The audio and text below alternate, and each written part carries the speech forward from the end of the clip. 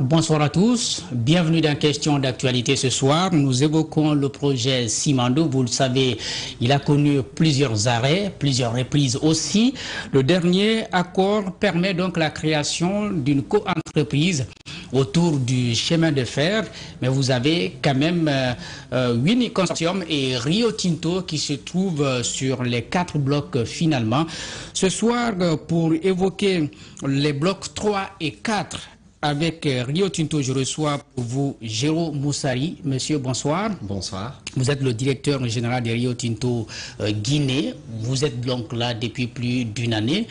Rio Tinto et Simandou, c'est une vieille histoire. Vous êtes là depuis longtemps. Mais vous, vous êtes arrivé il y a plus d'une année seulement.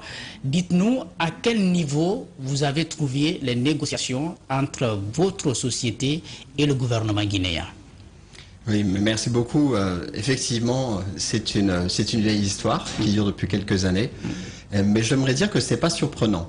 Parce que des projets de la taille de Simandou, des projets de classe mondiale, il faut un certain temps pour que les choses se mettent en place. Oui. Et aujourd'hui, je dirais que les étoiles sont alignées. Pourquoi? Parce que d'une part, le marché du fer de Simandou, c'est un fer à haute teneur, un fer à verre en fait, qui est très demandé par les clients aujourd'hui. Donc le marché et le client est aujourd'hui prêt pour le fer de Simandou. Nous avons déjà un marché important qui est demandeur. La deuxième chose, c'est qu'au cours des dernières années, beaucoup de choses se sont passées. En fait, la mine et le tracé du rail ont été dérisqués. Pourquoi ? Parce que sur la mine, Rio Tinto et Simfer ont fait beaucoup de travaux pour comprendre les quantités et la qualité du minerai de fer. Sur le tracé, WCS a fait de grandes avancées. Ils ont commencé la construction. Oui. Donc en fait, aujourd'hui, quand je suis arrivé en Guinée, le projet était déjà dérisqué par rapport à autrefois. Et puis, un élément important, c'est que si nous avons la volonté très forte du gouvernement de la transition d'avancer avec ce projet, et également chez Rio Tinto, la volonté très forte de notre CEO d'avancer. Ce qui fait que les étoiles se sont alignées et aujourd'hui, nous travaillons vraiment d'arrache-pied pour faire avancer ce projet. Il faut quand même dire qu'il y avait déjà un accord avec le gouvernement déchu, les autorités de la transition l'auraient mis en cause sur certains aspects. Est-ce que, parce que ça ne dépend peut-être pas de vous forcément, mais est-ce que vous pouvez nous dire ce qui ne passait pas bien? Qu'est-ce qu'on vous a dit? Parce que les autorités ont dit, mais il y a des non-dits peut-être. Qu'est-ce qu'on vous a dit de ce qu'on reprochait à l'accord que vous aviez signé auparavant? Oui, en fait, je n'ai pas tous les détails sur l'historique. Je suis vraiment arrivé ici en Guinée pour faire avancer le projet. D'accord. Et je me suis vraiment focalisé là-dessus. Je sais que ce qui était très important pour son Excellence, le président de la transition, c'était 2 choses. Un, c'était que le projet avance vite, démarre enfin et avance vite. Et deuxièmement, que le projet se fasse selon les normes internationales de l'IFC, ce que nous mettons en place aujourd'hui. Et surtout que le code minier soit aussi respecté, notamment dans le cadre justement des parts qui doivent revenir à l'État guinéen. Mais absolument. Il y a 15% qui sont venus après, oui. Alors, le code minier, bien entendu, comme vous le savez, Rio Tinto est une société cotée en bourse, donc on répond bien sûr à toutes les normes requises de nous, on publie nos rapports, nous sommes tenus bien sûr de respecter tous les codes miniers et les accords qui sont en place, la législation en vigueur, absolument. Par contre, vous avez raison de souligner qu'il y a eu des négociations ensuite pour établir les parts de chacun. Oui. Ce qui a été fait lors de la création de la CTG, la compagnie du Transguinéen, qui, pour le souligner, est aussi une grande avancée qui n'existait pas il y a quelques mois, qui a été créée en juillet 2022 et sur lesquels nous avons abouti à un accord sur les termes clés en décembre et qui aujourd'hui en termes de finalisation. Alors, comment ça va se faire, la construction du chemin de fer? On dit bien la Guinée entre avec 15%, mais gratuitement, donc sans financement, ce qui veut dire que le gros du boulot revient aux sociétés qui s'engagent sur l'exploitation de ces minéraux de fer. Comment ça va se faire? Comment c'est réparti concrètement sur le terrain? Qu'est-ce qui revient à Rio Tinto en termes d'action? D'accord. Donc en fait, c'est un projet, on dit de classe mondiale. Pourquoi? C'est un des plus gros projets miniers sur la planète, qui rassemble des acteurs très connu dans le marché du fer. Oui. Rio Tinto est le premier vendeur de fer mondial sur les marchés internationaux. Baowu, qui est en train de rentrer dans le partenariat, est le premier producteur de fer. Baowu sera avec Rio Tinto. Donc Baowu va rentrer dans le partenariat dans la CTG. Dans la CTG, ok, voilà, d'accord. pourquoi, en fait, dans WCS, qui est un actionnaire de la CTG. Pourquoi, en fait, ces acteurs se rassemblent et comment le travail va être divisé?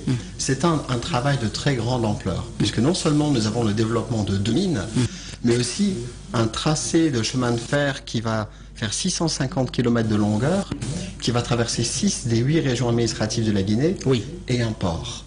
Et donc, il est important, pour garder la vitesse et maintenir les standards internationaux, de bien se répartir le travail entre les différents acteurs. Est-ce que déjà c'est fait ou ce n'est pas encore fait? Donc aujourd'hui, je dirais que certains des éléments sont très clairs. Par exemple, chacun développe sa mine. Aujourd'hui, Rio Tinto est en train de développer d'ores et déjà sa mine. Et quand vous dites développer la mine, concrètement, qu'est-ce qui est déjà en train d'être fait sur le terrain? Alors, qu'est-ce qu'on fait d'être fait? Les voies d'aménagement, préparer les terrains, construction des camps. Nous avons commencé aujourd'hui le tronçon qui va relier les 2 mines l'une avec l'autre, mettre la mine à niveau pour recevoir les équipements. Pour donner une idée, de manière concrète, l'année dernière, on avait environ 350 employés directs chez Rio Tinto. Aujourd'hui, nous sommes à 600 environ, 1500 si on inclut les emplois directs et indirects, et on devrait passer à 3000 à la fin de cette année. Sans compter les employés des sous-traitants, qui vont être de plusieurs milliers également. Donc, comme vous le voyez, nous sommes déjà en travaux. Oui. Maintenant, la mine de Rio Tinto et ses partenaires CAEH... On n'est pas encore au stade de l'exploitation. On n'est pas début encore, d'exploitation. tout à fait. On est encore... Parce que dans l'accord, on a bien pu lire que c'est au terme de la réalisation du tracé que l'exploitation va commencer, c'est bien cela? Donc, en fait, les travaux sont en cours. Et l'exploitation commencera, comme vous le dites, à la fin des travaux. Absolument. Ouais. Oui, mais en ce qui concerne le tracé, puisque ma question de départ c'était celle-là, vous dites vous allez vous répartir le travail pour faire le chemin de fer pour les Guinéens qui nous écoutent, donc de Beila jusqu'au port de Moribaya, semble-t-il, donc la Foricaria, 650 km. Est-ce que concrètement il y a une répartition qui est faite et qu'est-ce que chaque compagnie est déjà en train de faire par rapport au chemin de fer? Oui, d'accord, tout à fait. Donc les mines sont développées par les partenaires. Pour le chemin de fer, lui, sera réalisé par la CTG. La compagnie du Transguinéen. Donc la compagnie du Transguinéen, compagnie dans laquelle la Guinée est actionnaire à 15%. Tout à fait. Ok. Tout à fait. Non, vous avez raison de le souligner. Donc, en fait, les travaux du chemin de fer seront réalisés par la CTG. Ils avaient déjà été commencés par WCS. Et aujourd'hui, dès que la finalisation des accords de la CTG seront acquis, ce qui est, je pense, en très bonne voie, nous allons revoir une remobilisation imminente sur ce tracé. D'accord. Et c'est encore la CTG qui s'occupera de la construction du port? Donc là, c'était tout à fait. Avec, alors, pour maintenir la vitesse, ce qui se passera, sans rentrer dans évidemment trop de détails, c'est que le travail qui était déjà en cours sera continué, mais on se répartira les tâches de façon à les optimiser le plus possible. Mais ça sera sous la haute autorité de la CTG. Vous avez donc la moitié sur le Simandou, les blocs 3 et 4. Il y a déjà une prospection qui a été faite. Vous parliez tout à l'heure de la teneur du fer. Qu'est-ce que l'exploration a révélé à votre compagnie? En fait, l'exploration a révélé non seulement les quantités gigantesques de Simandou, mais aussi la qualité exceptionnelle du fer de Simandou. C'est un fer à haute teneur, ce qui veut dire que quand on fait la transformation de ce fer-là, on n'est pas obligé de polluer autant. On émet très peu, en fait on n'émet pas de gaz carbonique. C'est très différent du fer à faible teneur. Pour 1 tonne d'acier, on produit 2 tonnes de gaz carbonique. Aujourd'hui, on connaît l'importance du sujet de la décarbonisation, que ce soit à la fois en Guinée, où le gouvernement nous demande de respecter les normes internationales, les standards internationaux, ou pour Rio Tinto, pour que les standards ESG, les standards environnementaux, sont très très importants. Donc en fait, ce fer vert ou ce fer qui est à haute teneur est un fer qui, lors de sa transformation, va très peu polluer. Et donc, il est vraiment demandé sur les marchés. Surtout, ces dernières années, il y a énormément d'intérêt par les acheteurs de minerais de fer d'acheter un minerai vert, un minerai à forte teneur de fer. Oui. Voilà. Alors, en termes de quantité, qu'est-ce que l'exploration a révélé? Écoutez, c'est pour donner une idée, ce sera parmi les plus grands gisements. C'est le plus grand gisement de la planète. En fait, le grand gisement de la planète. Qui n'est pas encore en production. Ok. Donc ça va le mettre parmi les plus grands, comme Carayas au Brésil, ou c'est au Pilbara en Australie. Ça le met vraiment dans la ligue des grands.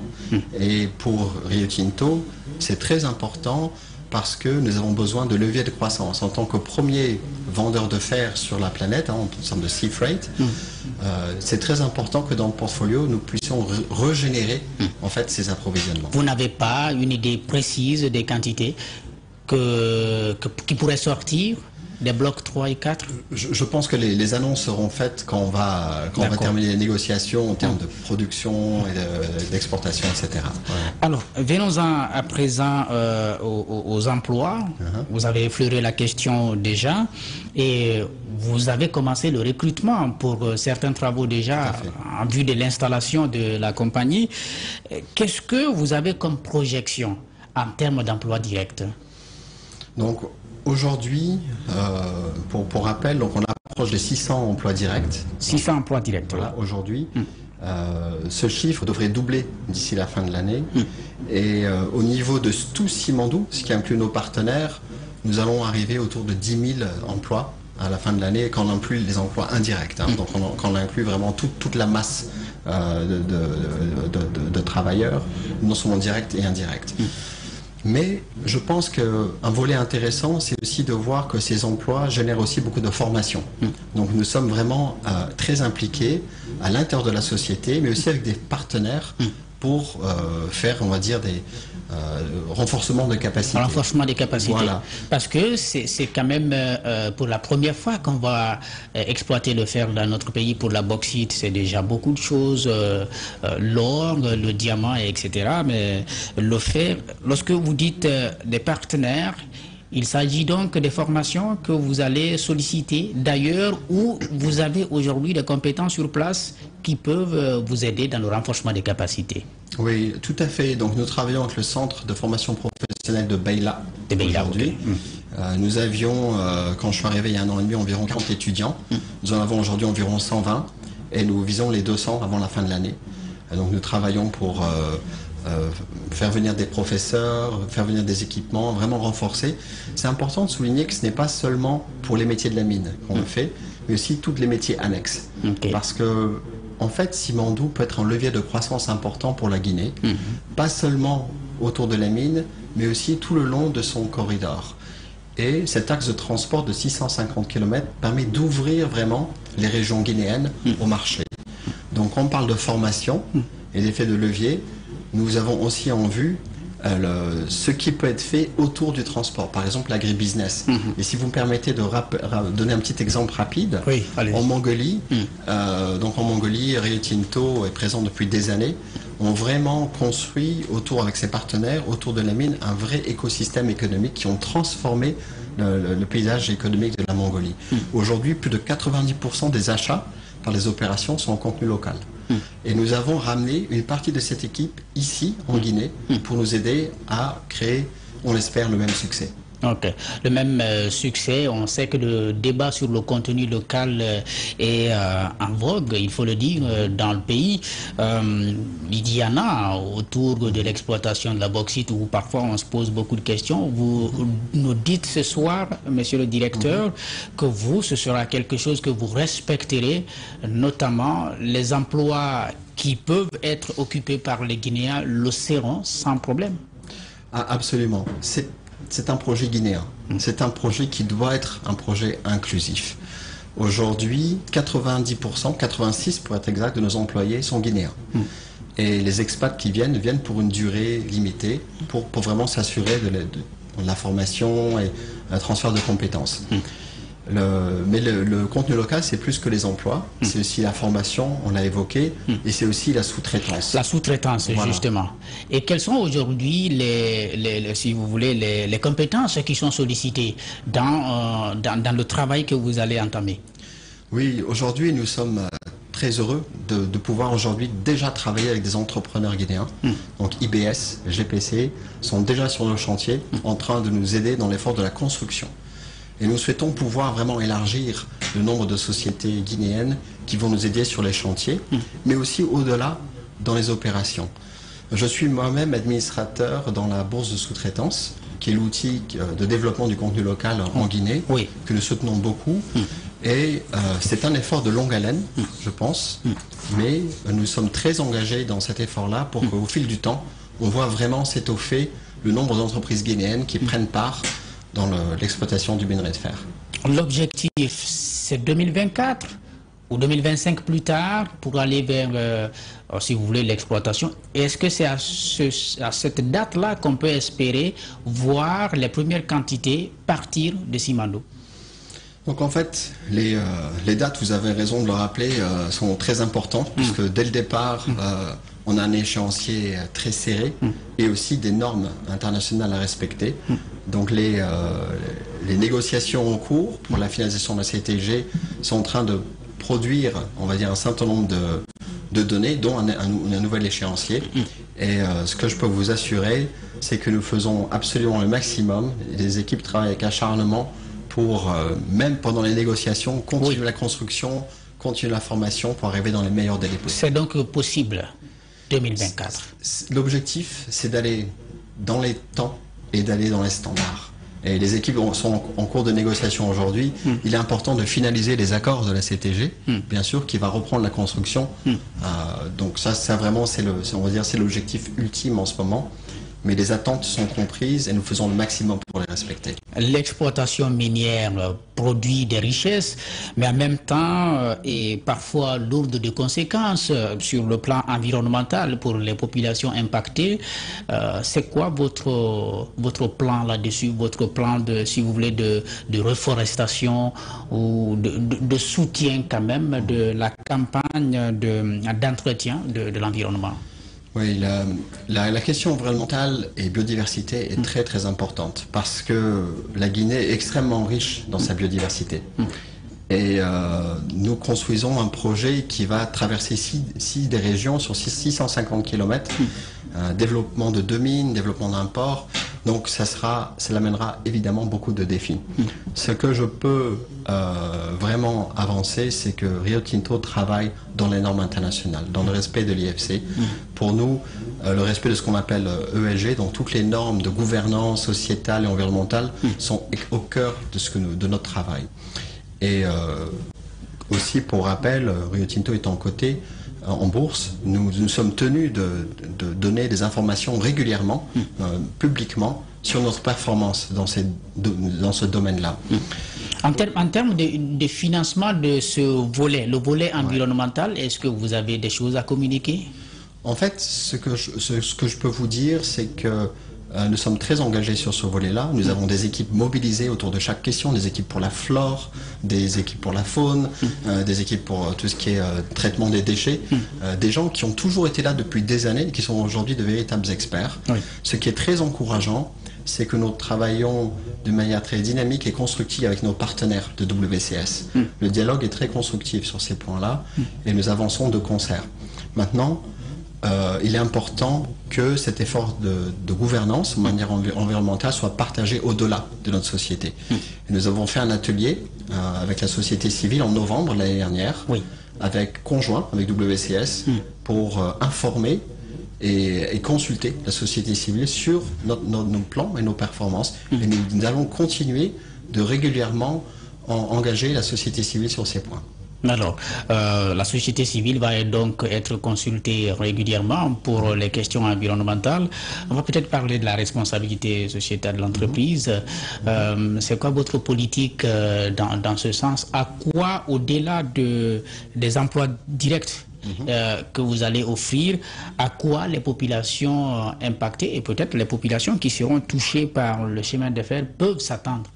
Oui, en fait, tous les risques ont été analysés au niveau de l'étude d'impact au départ. Oui. Et donc, ils sont connus, ils ont été présentés, et nous devons travailler sur ces risques, non seulement avec nos partenaires, mais aussi avec les communautés et avec le gouvernement. Oui. Donc ce n'est pas des choses que nous travaillons, on va dire... en solo. En solo, voilà. Oui. Et c'est très très important que nous consultions à chaque étape pour expliquer, pour comprendre les différents points de vue et faire en sorte que les plans que nous mettions en place soient adéquats pour tout le monde. Mais quels sont déjà ces plans-là? Pour vous donner des idées, par exemple des actions qui ont été faites sur le terrain, constamment nous sommes en train de revoir les plans de la mine. On a vu, par exemple, on a des caméras infrarouges qui suivent les mouvements des animaux. On a remarqué que dans certains endroits où nous allions développer la mine, ça allait déranger certains habitats des chimpanzés. Nous avons modifié le plan de développement de la mine. Donc, chaque semaine va apporter de nouveaux défis, parce que chaque semaine apportera de nouvelles informations. Qu'est-ce que vous allez faire là où les chimpanzés se trouvent? Vous les abandonnerez? Ou là où... pour un moment, et peut-être leur trouver un habitat plus appréciable, en tout cas, ou un habitat similaire, mais qui ne porte pas ou bien ne comporte peut-être pas du fer. En fait, c'est quoi la stratégie en Ouais, nous avons toute une équipe qui est dédiée à ces questions-là, parce que la question des chimpanzés est très importante. Nous devons respecter l'habitat des espèces en place. Et donc, je dirais, il n'y a pas une ou deux mesures, il y a tout un plan qui est en place. C'est pour ça que nous connaissons leur habitat. Nous avons, comme j'expliquais, on a des caméras infrarouges, on les suit, on a des experts qui comprennent leurs habitudes. L'idée, c'est de les déranger le moins possible. Donc là où nous pouvons éviter même de les déranger, nous allons l'éviter. Mais il est possible aussi qu'il y ait des zones, et l'idée de chez nous, c'est d'avoir ce qu'on appelle, c'est pas simplement de faire un offset, une compensation, c'est de faire une différence positive. Partout où nous allons déranger l'habitat, nous cherchons à faire plus que compenser. C'est un petit peu la philosophie que nous avons. Maintenant, comme je l'ai évoqué tout à l'heure, nous apprenons tous les jours. Oui, mais dans l'étude que vous avez réalisée, est-ce que vous pouvez par exemple partager avec nous ce que cela pourrait représenter en termes d'impact et donc en termes d'obligation de votre part à refinancer par exemple le relogement? On parlait de l'habitat des chimpanzés, mais les habitats des êtres humains aussi, parce que ce n'est pas à exclure ça. Oui, tous ces aspects sont vraiment contenus dans nos plans parcs. Donc, ça fait des années que nous sommes sur Simandou. On va dire que ces questions ne sont pas nouvelles.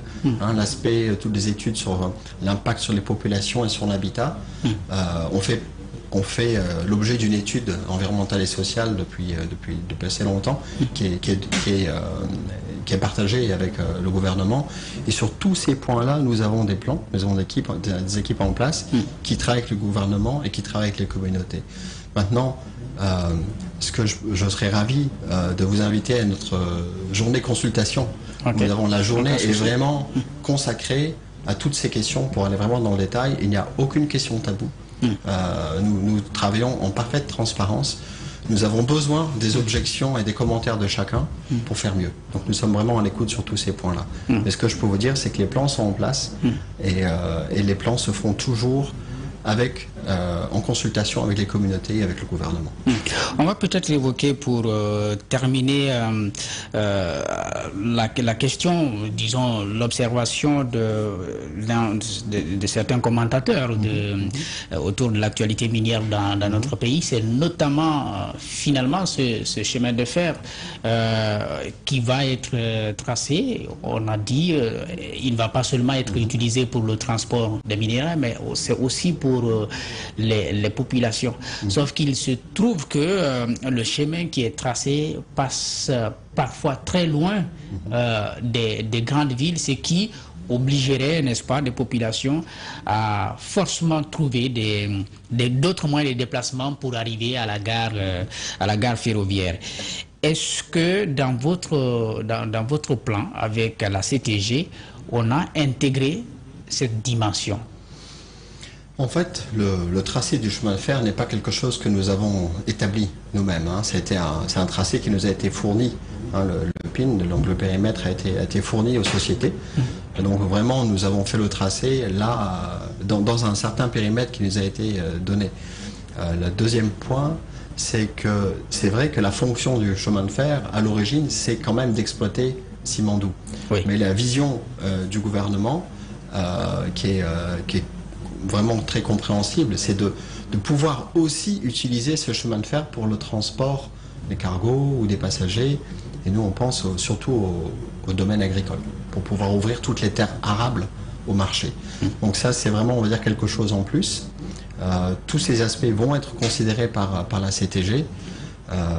L'objectif étant de pouvoir quand même amener le minerai de fer de Simandou rapidement sur les marchés et dans les normes internationales. Ok. Qu'est-ce que cela va représenter pour la Guinée en termes de revenus? Donc en termes de revenus, nous avons chez Rio Tinto Simfer une équipe d'économistes qui ont préparé un modèle pour vraiment bien anticiper les revenus qui vont venir au pays, parce que comme on le sait, parfois le développement de grands projets, ça peut être un bienfait, mais ça peut apporter aussi un certain nombre de défis. Donc nos économistes en place ont développé un modèle qui permet d'anticiper. Bien sûr, il y a plusieurs scénarios parce que le prix du fer fluctue, mais de bien comprendre comment ces revenus, de quel ordre ils vont être et comment ils peuvent impacter le gouvernement, les revenus du gouvernement. Donc sachant qu'aujourd'hui, si on part sur une moyenne de revenus du gouvernement d'environ 4 milliards de dollars par an, je dirais que ces revenus seront un apport substantiel. Il appartiendra bien sûr aux autres autorités de partager. En termes de gouvernance chez Rio Tinto, nous sommes tout à fait transparents.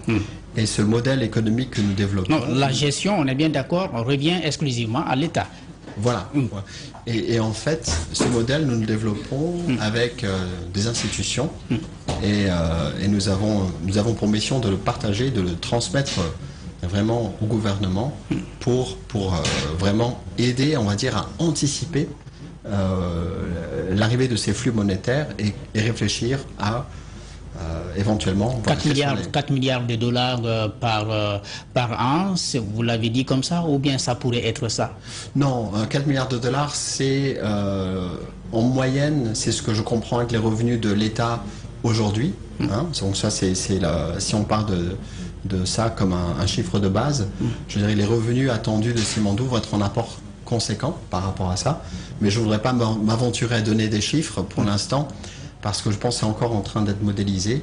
Et ce que je peux affirmer, c'est que ces modèles vont être transmis de façon à ce que les autorités puissent être bien informées et surtout bien anticiper la gestion de ces revenus. Dernière question, qu'est-ce que cela va vous coûter, vous personnellement, en termes d'investissement? Donc le projet Simandou, en tout, c'est un investissement de 15 milliards de dollars. Donc c'est vraiment considérable, c'est un des plus grands projets miniers de la planète. C'est l'équivalent du PIB de la Guinée, ça va être dépensé sur plusieurs années.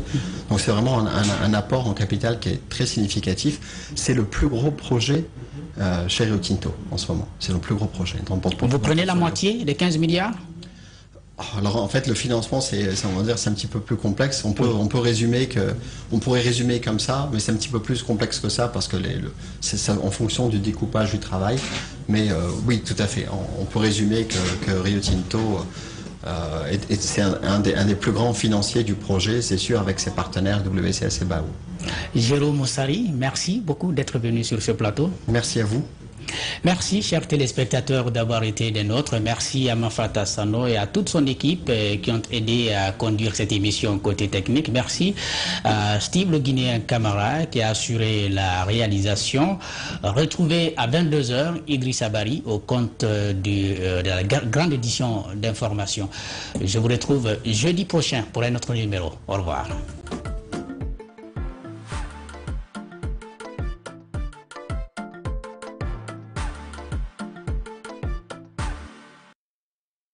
Pensez avoir tout vu.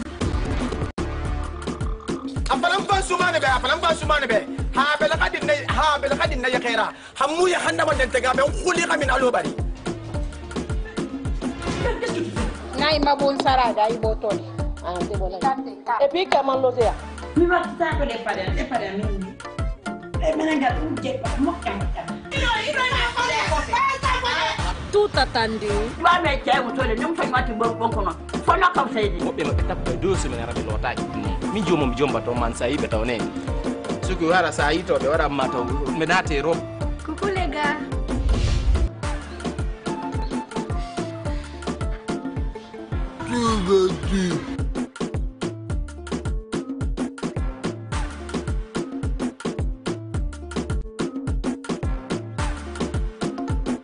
Pour retrouver le sourire tous ensemble. Ah, dis enfant. Pas pour nous, pas pour Mima. T'aurais n'a pas à 10 000 poussées. T'aurais n'a mouillé n'a créé que depuis qu'on reprend. Quand on a les amours de la bataille. Y'a vu Bindé? T'as pas besoin de nous voyer. Bandé, il n'a pas bandé. Amandi, Baba, Maman, Biniabi.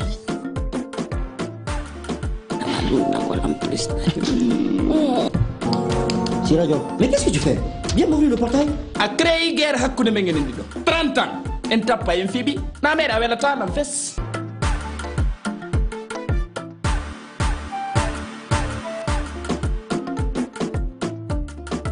L'administration des douanes guinéennes a pour mission de mettre en œuvre la politique du gouvernement en matière de douane. À ce titre, elle concourt à la mobilisation des ressources budgétaires de l'État, à la protection et à l'expansion des industries nationales. Grâce à une politique protectionniste forte et raisonnée, la douane soutient le développement économique de la Guinée. Ce spot vous a été proposé par la Direction générale de la douane nationale de la République de Guinée.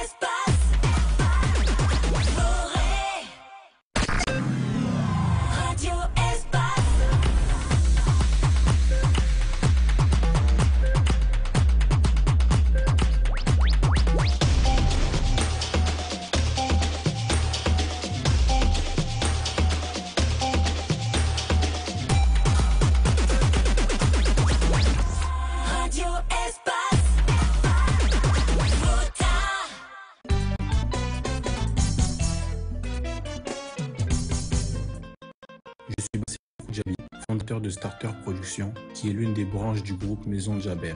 Avec le poids de son histoire sur le dos, qui divise les concitoyens et est souvent source de conflits, la Guinée est un pays riche en ressources naturelles, considéré comme scandale géologique au vu des conditions de vie de sa population. Avec toujours pour souci d'impacter, à travers son activité, Starter Production lance avec Bambo Girassi, ici en Guinée, pour vous éclairer sur des faits marquants de notre société. Comme on dit, celui qui ne connaît pas son histoire est condamné à la revivre.